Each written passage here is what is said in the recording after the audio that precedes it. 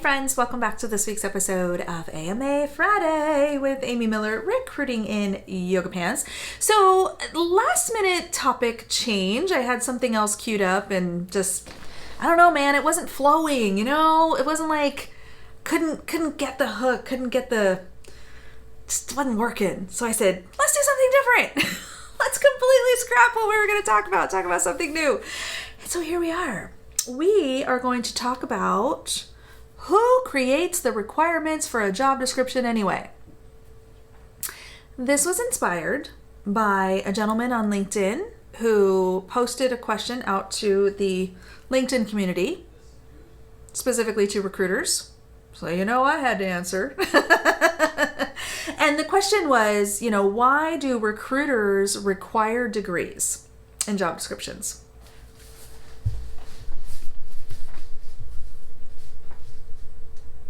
Why do recruiters, people like me, require degrees in their job descriptions?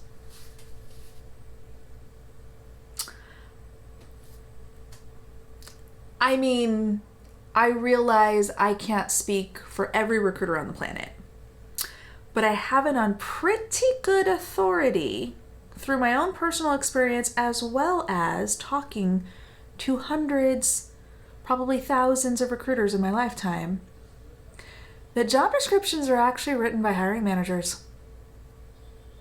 Did y'all know that? Okay, I'm being a little silly because I've had a rough week. And this is my coping mechanism. Snark.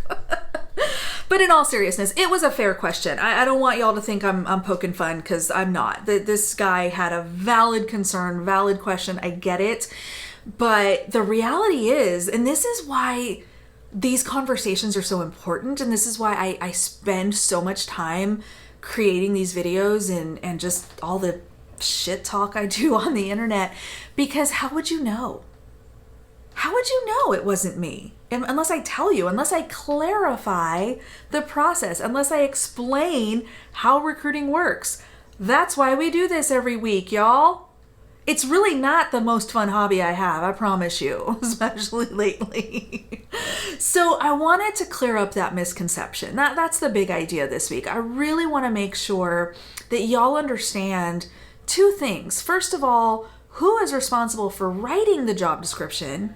And then secondly, how we try to influence and inject the right amount of fairness into the job description. So let's start with the who writes it.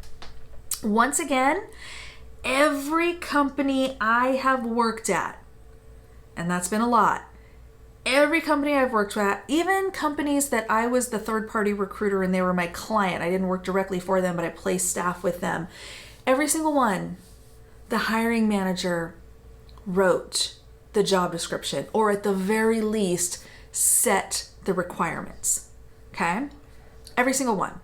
They're the ones that have the problem to solve. They're the ones that know what the needs of the business are, what the needs of the role are, what the next new hire needs to do. They're the ones putting that together. The second influence, not necessarily a person, but an influence, is company policy. Okay? There are, unfortunately, some short-sighted companies that still require degrees for various roles. I don't love it. I don't have a degree myself, y'all. Do you know how many roles I've personally been passed over in the past because I didn't have a piece of paper? I'm not talking about doctors and lawyers. I'm not even talking about engineers, because I do recognize that there are professions that require some academic training. Of course they are. I have a kid who just graduated law school. Okay? She would not be a lawyer if she wasn't in tremendous debt for law school and, having gone through this. So I get it. I'm a recruiter. I talk to people. I don't need a degree to do that. Psych degree may not be the worst, idea. What I really need is a Valium, if I'm being honest. It's been a week. Anyway. maybe a degree would help. I don't know. I don't have one.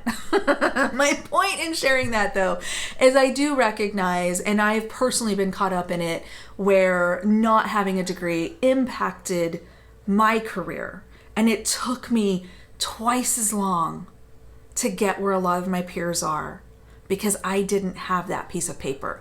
I understand the frustration and this sense of unfairness and the helplessness that comes along with, are you kidding me? I could do this job in my sleep, but I don't have a piece of paper. I get it. We can't change that yet. There are companies, again, thank you, Jesus, there are companies that are coming around, and my company is one of those, thank God.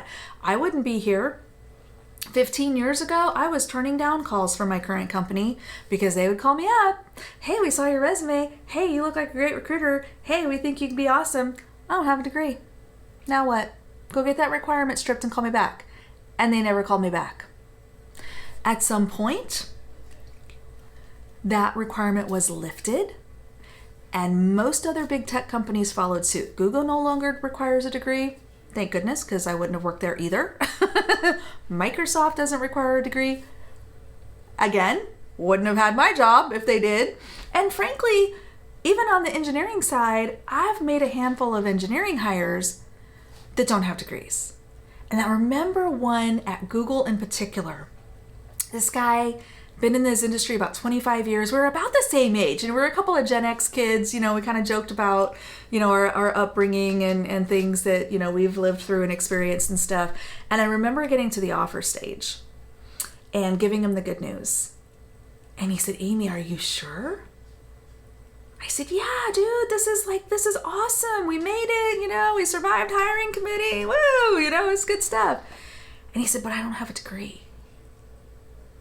Little late to be bringing it up, buddy. No, I'm just kidding. But I told him, I said, I know that. I've known that all along. I saw your resume. We know that, and it's not required. And he was just so, that is just, it's one of my favorite hires. I've hired thousands and thousands of people in my career, but I just remember, this is somebody whose life story resonated with mine so much, and we kind of had, these common experiences and upbringing and things, and which in part led to us not having degrees. But, here I am offering him this senior manager role at freaking Google, right? It's a big deal.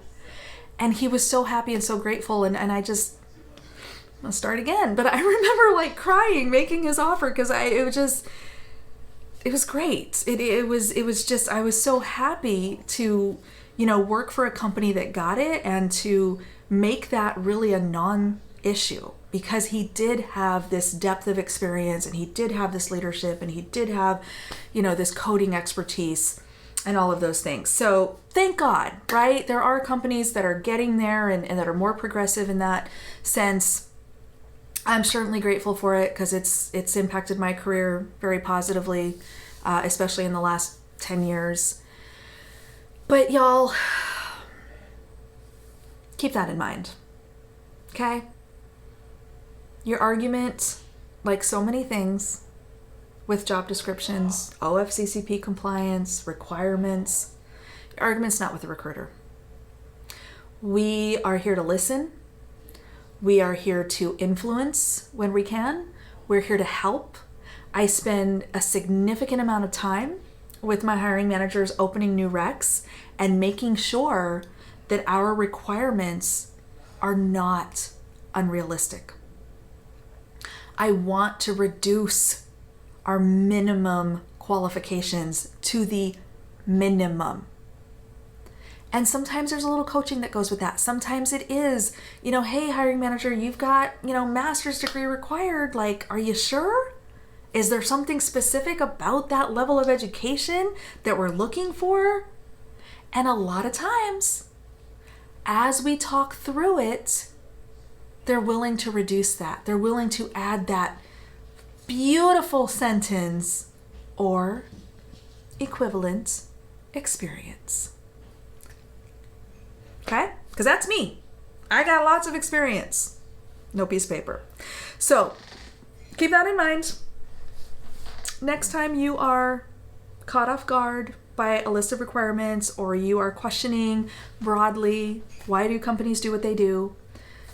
Ask us. Recruiters love talking about this stuff. We're always happy to help. But make sure that you are starting from a foundational understanding of who exactly is responsible for what part of the process and what restrictions, requirements, or policies may be impacting what they're able to list on that job description. Okay? Thank y'all for listening. Thank you for coming back every week. Thank you just for being my beloved job seeking community and my recruiter community. I appreciate y'all. I'm going to go pour myself a drink and take a nap. And we will see you next week.